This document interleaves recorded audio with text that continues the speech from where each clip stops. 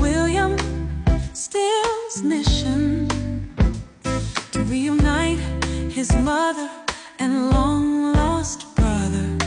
Mom lost her son when she went on the run. For 40 years she cried throughout the night. Her freeborn baby boy took up her fight. William Still's mission couldn't stand to see his mother's contrition. The reunion he prayed to bring to fruition. He had a plan, he'd lend a hand, join all who fought for freedom seekers' rights.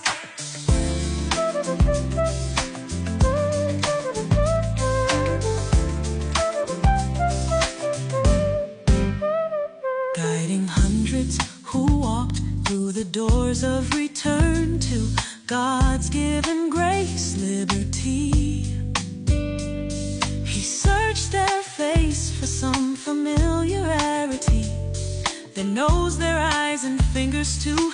Any sign or clue would do. William Still's mission to reunite his mother and brother couldn't stand to see her contrition. The reunion he prayed to fruition. William Still grabbed his pen and pad, leaning forward in inquisition.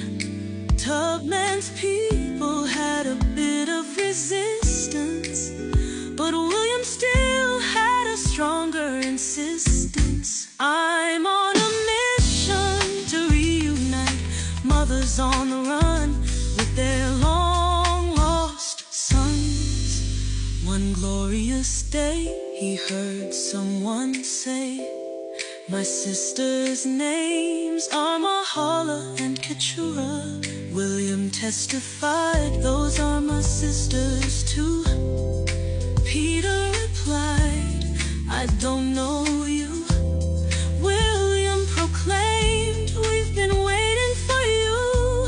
Our mom, you're her son, the one she lost on the run. You won't go. William summoned their sisters, Kitty and Mahala. They put him at ease. And when Peter reunited with his mom, he dropped to his knees.